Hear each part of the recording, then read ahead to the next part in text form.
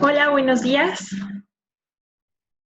Vamos a ir esperando a que se unan más personas. En realidad, ya me tardé como 6 minutos de la hora que dije que iba a empezar, porque andamos peleando con el internet como siempre. Pero bueno, mientras tanto me voy presentando. Mi nombre es Leili Díaz Masip Salazar, de profesión soy familióloga y me he especializado en salud primal y crianza. La asociación civil donde trabajo, estoy a cargo de los talleres de estimulación temprana y de escuela para padres, y mediante esta vía suelo compartirte información para acompañar de mejor forma a nuestros pequeñitos. En esta ocasión quiero iniciar esta semana con una reflexión sobre el cerebro de nuestros hijos, sobre qué es la inteligencia, sobre cómo aprenden. Pero en general, la idea que quiero que te lleves de esta pequeña reflexión es que el que hagamos sentir seguros a nuestros niños, el que el entorno les aporte seguridad, va a ser lo que active en sí el aprendizaje de nuestros niños. Vamos a ver si se van sumando más personas. Ya por ahí estoy viendo que ya hay varios viéndolo en vivo. Muy bien. Bueno, una de las primeras reflexiones que quiero hacer dentro de este tema es que entendamos que si bien la inteligencia o las posibilidades de nuestros hijos vienen marcadas sí en un 50% por lo que la naturaleza ya determinó. Pero el otro 50% está siendo el otro 50% lo determina pues el entorno que le brindemos a nuestros niños. Y la importancia del entorno es que este puede maximizar las posibilidades en cuanto al desarrollo de nuestros pequeñitos. Voy a revisar rápidamente porque ahí se baja conexión en red y que estamos teniendo problemas en la transmisión. Vamos a ver si sí es cierto. Bueno, ok. Al parecer sí seguimos grabando. Bien, entonces les decía yo, la naturaleza sí controla el 50% de lo que va a ser nuestro futuro, pero el otro 50% viene dado por el entorno y las condiciones de desarrollo que tengan nuestros pequeñitos. Así que ese otro 50% pues sí lo podemos controlar o sí podemos trabajar en él. Sin embargo, ese primer 50% que viene de la naturaleza determina, pues, de cierta forma, los límites de hasta dónde podríamos llegar. Una de las primeras cosas y que de pronto suelo tener estas preguntas en los grupos de estimulación es que si los niños, por ejemplo, de altas capacidades, tienen alguna diferencia estructural en su cerebro. Bueno, de acuerdo a lo que he investigado y de acuerdo a todo lo que me he puesto a leer al respecto, no he encontrado hasta el momento ningún lugar donde diga, sí hay una diferencia importante en la estructura del cerebro, en la anatomía del cerebro. De hecho, en una de las, que yo creo que es de la parte más conocida del estudio que se le hizo al cerebro de Einstein, pues decía, pues sí tenía era un poquito más grande en el área donde se procesaban las matemáticas. Sin embargo, era un cerebro también con ciertas pues diferencias anatómicas que las podríamos considerar hasta normalidades, pero hasta ahí.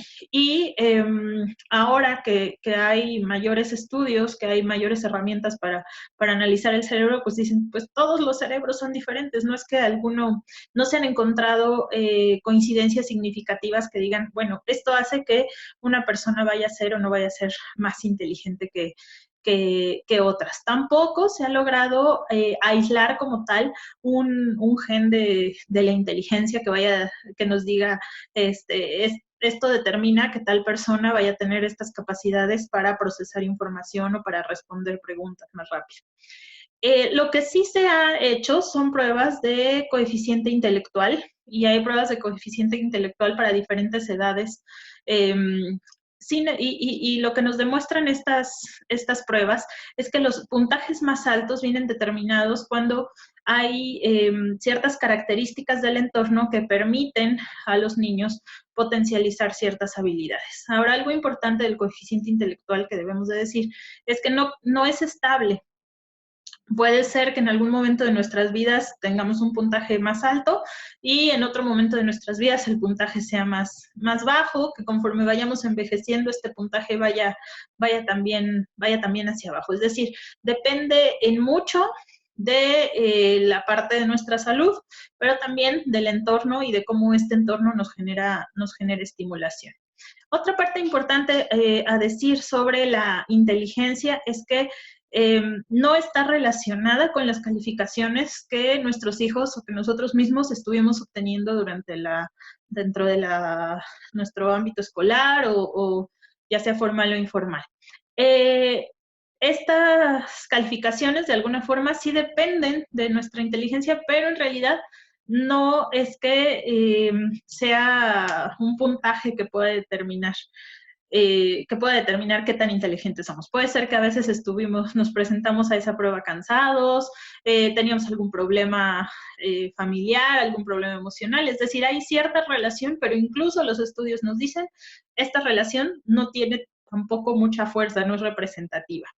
En uno de los grandes libros sobre cómo se va desarrollando el cerebro de los niños, que de hecho así se llama, El cerebro de mi bebé, plantea que la inteligencia se parece más a un estofado. La traducción es española, pero pensemos a cualquier caldito de pollo que preparaban nuestras mamás. La inteligencia se parece más a eso, a un buen guisado. ¿Y qué pasa cuando nuestras mamás, cuando nosotras preparamos un guiso en la casa? Pues solemos ponerle lo que hay en el refrigerador, a lo mejor 1 o 2 ingredientes son los principales, pero lo vamos complementando con lo que tenemos a la mano. En ese sentido, esos 2 ingredientes principales de la inteligencia, uno es la capacidad que tenemos para registrar información. A eso se le llama inteligencia cristalizada, es decir, cómo vamos archivando la información, como si se va a memoria a corto plazo, si se va a memoria a largo plazo, si son es decir, si son estos aprendizajes, por ejemplo, recordemos la escuela, cuando nos teníamos que aprender las capitales, presentábamos el examen, hacíamos un vaciado perfecto, pero 2 o 3 días después ya se nos había olvidado porque no estuvo relacionada esa información con nada, no se generó un vínculo emocional con este aprendizaje, simplemente era, o el objetivo de retener esa información era a corto plazo. Y, sin embargo, cuando tenemos aprendizajes que permanecen, que son a largo plazo, pues son estos aprendizajes que resultaron retadores, que fueron significativos, que los fuimos construyendo, es decir, que había un andamiaje previo sobre el cual avanzamos a un siguiente nivel en el aprendizaje en cierto tema. Y entonces pueden ser aquellos que les encanten las matemáticas, pues que a lo mejor nunca las volvieron a ocupar, pero recuerdan perfecto el cómo hacer una raíz cuadrada, cosa que a la mayoría de las personas ya se nos olvidó porque pues está la calculadora y de cierta forma no entendimos para qué funcionaban. Pero hay personas que mantienen esos aprendizajes y que los siguen ocupando el resto de su vida. Y el otro ingrediente principal, ya dijimos, la primera es la inteligencia cristalizada, todo lo que memorizamos. Y el siguiente ingrediente principal de nuestra receta es el adaptarnos o el adaptar esa información a ciertas situaciones. Es decir, que lo que ya aprendimos, sepamos aplicarlos en los diferentes contextos o en los problemas que se nos van presentando. A esto se le llama inteligencia fluida. Es decir, es la información que ya tuvimos, que ya guardamos en los cajones adecuados en nuestro cerebro y que cuando tenemos un problema somos capaces de sacar esa información, utilizarla y aplicarla. Esos son como los 2 ingredientes principales de nuestra receta. El que sepamos guardar información y el que podamos utilizarla. Sin embargo, cada receta, cada uno de nuestros cerebros va teniendo otros ingredientes que lo hacen más rico y que va determinando nuestro actuar, nuestra personalidad, la forma en la que resolvemos problemas y la forma en la que nos enfrentamos constantemente a nuestro entorno o al mundo. Y algunos de estos ingredientes son, por ejemplo, el deseo de explorar, el autocontrol también, o autorregulación, la creatividad, el cómo nos comunicamos de forma verbal y también el cómo nos comunicamos e interpretamos la información no verbal. El primero de estos grandes ingredientes, que es el deseo de explorar, o la posibilidad que tenemos de innovar ante los problemas, pues se caracteriza por varias cosas que podamos asociar, es decir, que podamos tomar elementos de diferentes momentos de nuestra vida que representaron aprendizaje, y que podamos unirlos y decir, ya me acordé que me habían dicho que, supongamos que tenemos que hacer un trámite, ya me acordé que en tal oficina se saca este papel, y en esta otra oficina puedo ir a entregarlo o a pagar, me queda cerca, entonces soluciono el problema y lo resuelvo de forma más eficiente. También esta indagación, innovación o deseo de explorar está caracterizada por ese deseo de experimentar, de jugar constantemente, que es lo que hacen los empresarios que se dedican a innovar y a proponer nuevas formas de negocio constantemente, pero también lo que hacen nuestros niños a la hora del juego, al revolver diferentes líquidos, al querer construir a lo mejor la torre más alta y que se les cae, y entonces jugando, experimentando, resuelven que hay que poner una base más amplia que soporte todo el peso que se va a cargar. Y una de las terceras características de este deseo de explorar es el que preguntemos constantemente. Y si hablamos específicamente de los niños, pues podemos darnos cuenta que lo que suprimimos, a veces sin querer, o porque a lo mejor así es el sistema educativo, es justamente las preguntas. Pensemos que con los pequeñitos, o lo que se va aprendiendo en las escuelas, es que se valora muchas veces las respuestas correctas. Sin embargo, dejamos de prestarle atención a las preguntas que provocan mayor aprendizaje. De ahí que ciertos sistemas educativos hayan optado por lo que se le conoce como metodologías activas, es decir, en las que implican al estudiante en su aprendizaje, y entonces hacen que los alumnos se planteen preguntas detonadoras, eso quiere decir detonadoras del aprendizaje, en la que no haya una sola respuesta correcta, o en la que no es necesario no es necesario que ese alumno se esfuerce por buscar cierta respuesta específica en un material, sino que necesita pensar y necesita plantearse nuevas preguntas para lograr resolver el problema que se planteaba en esa propuesta de aprendizaje. Entonces, lo que mejor podemos hacer al acompañar a nuestros niños para poder darles ese otro ingrediente, que es el de la exploración, es brindarles toda la confianza para que se planteen preguntas, es brindarle experiencias que haga que su cerebro se ponga a trabajar y que entonces nos digan, ¿por qué sucede esto? No entiendo lo que está pasando aquí, ¿por qué en ciertas ocasiones los árboles están totalmente verdes y por qué en otros momentos no tienen hojas? ¿Por qué ahorita hace calor? ¿Por qué ahorita hace frío? Es decir, nuestras mejores herramientas son todas las experiencias, tanto científicas como artísticas, que podamos ofrecerle para que explore. El segundo, bueno, sería el cuarto ingrediente de esta receta, es la capacidad de autocontrolarnos o de autorregularnos.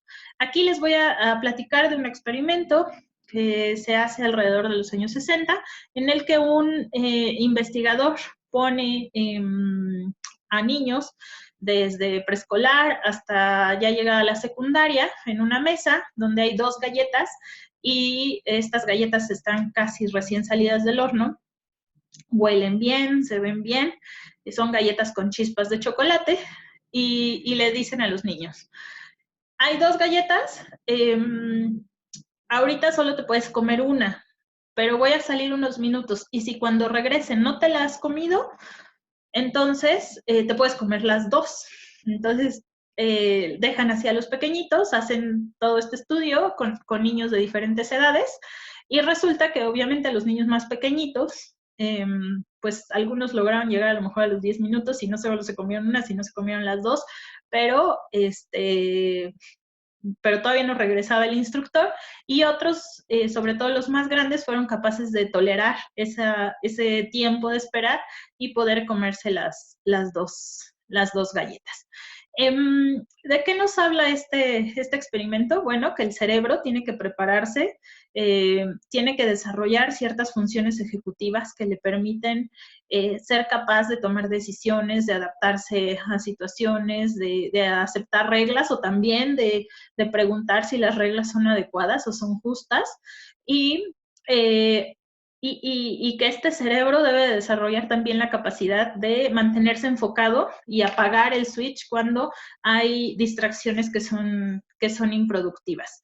Todas estas habilidades que vienen de este cerebro que ya desarrolló como su torre de control, hace que nuestros niños obtengan mejores resultados cuando se proponen emprender algún proyecto. El siguiente ingrediente es la creatividad. Y en la creatividad, una de las principales cualidades que los estudios nos hablan para poder describir la inteligencia es la valentía. Nadie que solo se quede en imaginar esa posible respuesta, pero no la aplique, podemos llamar creativo, porque sí, se quedaría en esta parte de exploración, de responder preguntas, pero no llevarlas a la realidad.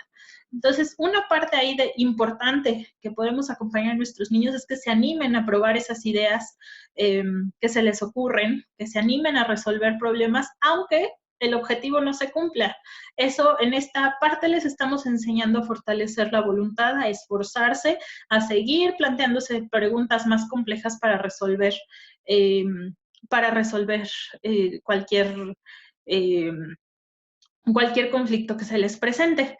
Una de las características que algunos psicólogos colocan sobre una persona innovadora es una impulsividad funcional.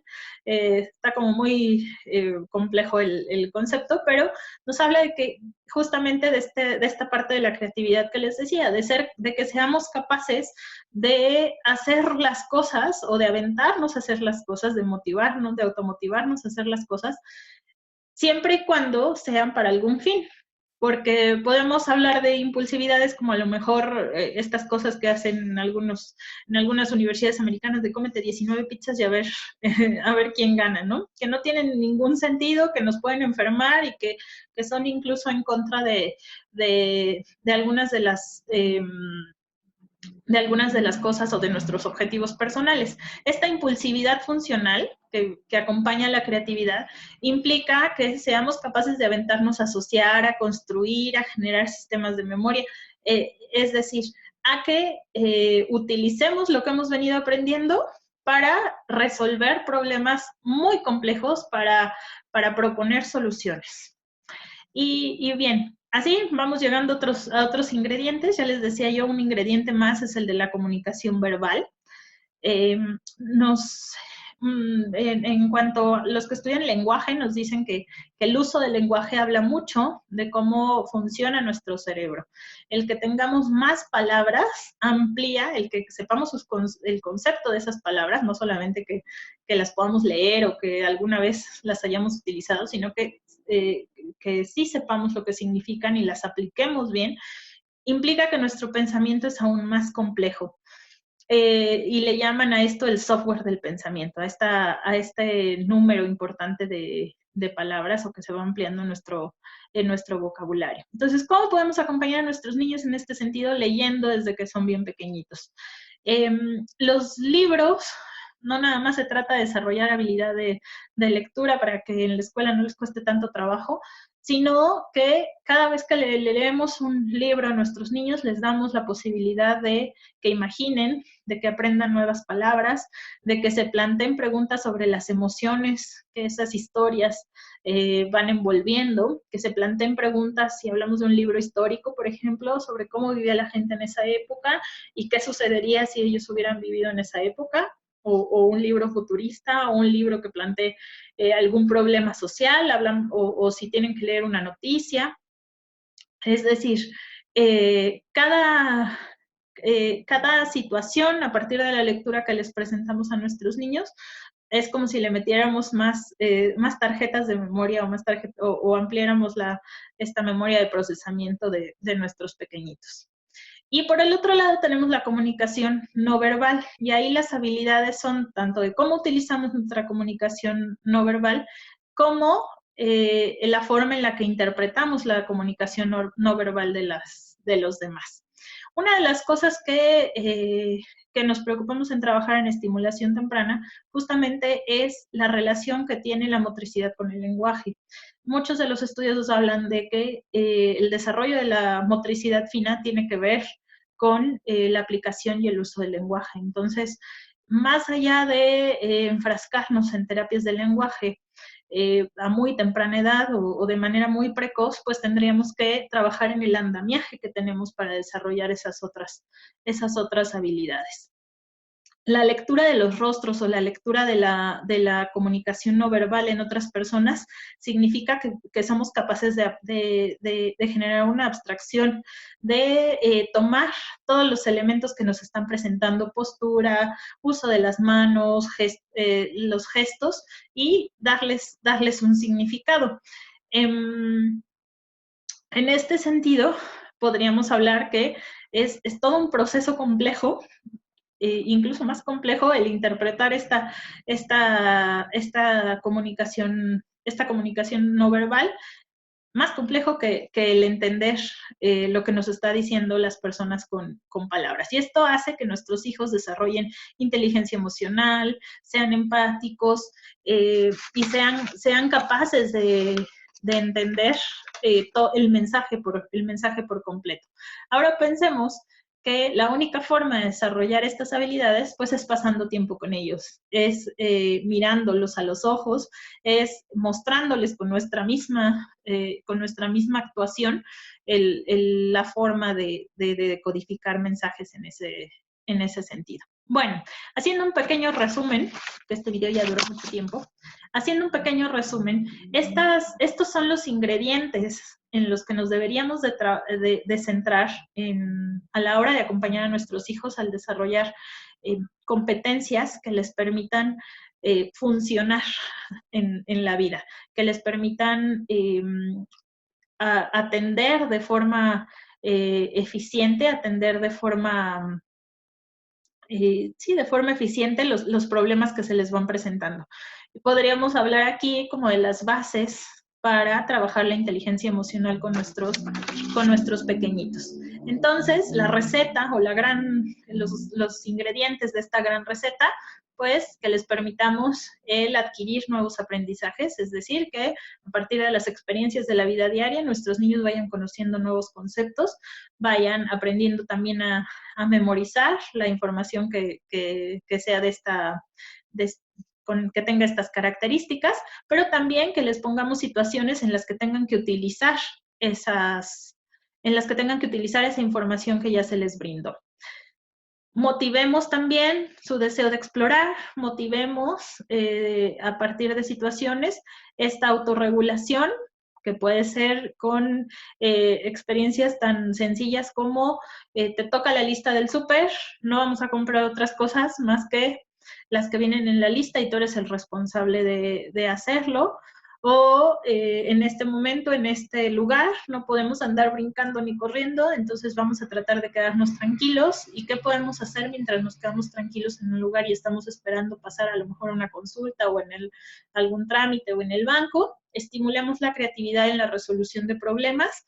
Si queremos que nuestros hijos tomen decisiones, necesitamos exponerlos a situaciones en donde vayan practicando desde su mundo y desde sus posibilidades la toma de decisiones. Comuniquémonos con ellos, utilicemos un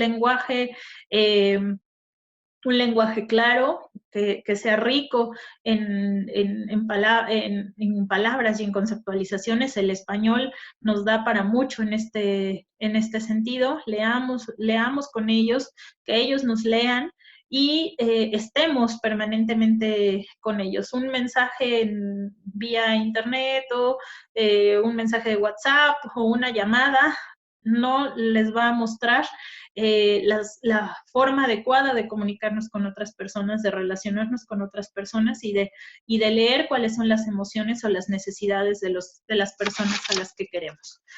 Y en conclusión de este video, pues quisiera que nos lleváramos la idea de que la inteligencia no se desarrolla memorizando conceptos o memorizando palabras. La inteligencia no se desarrolla jugando algún juego de videojuego que ahora abundan para los más pequeñitos.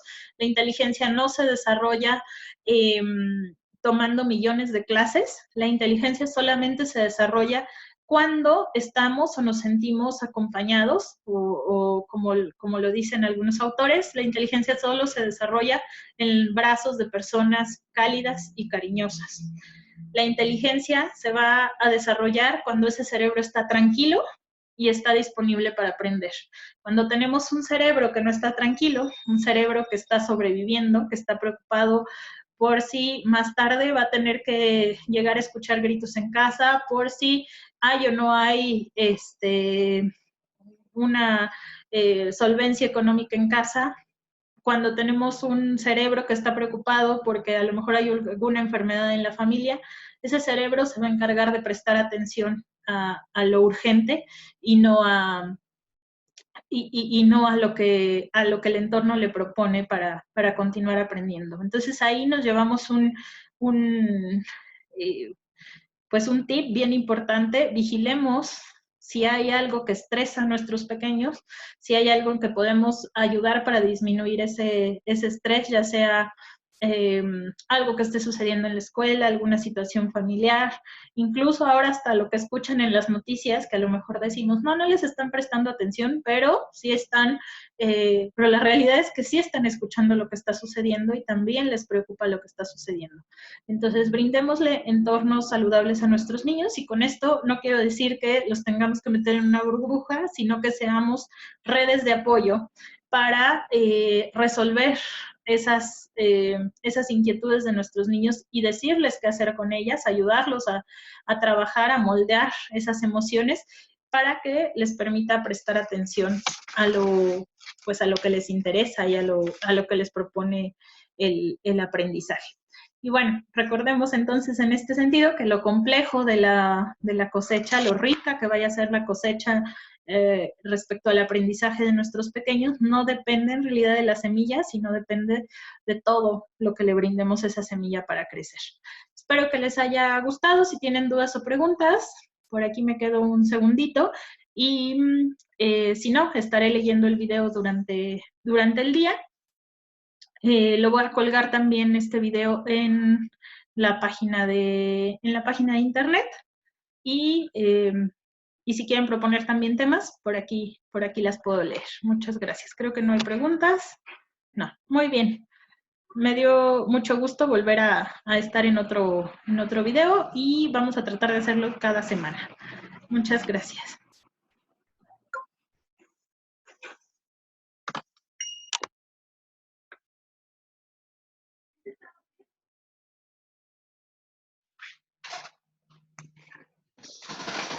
Ya acabé.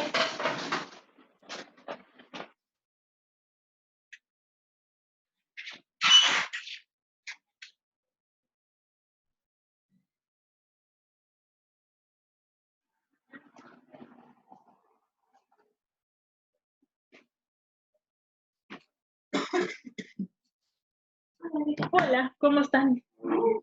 Yo ahorita estaba grabando y se me escurrió el moco. Y yo, que no se vea.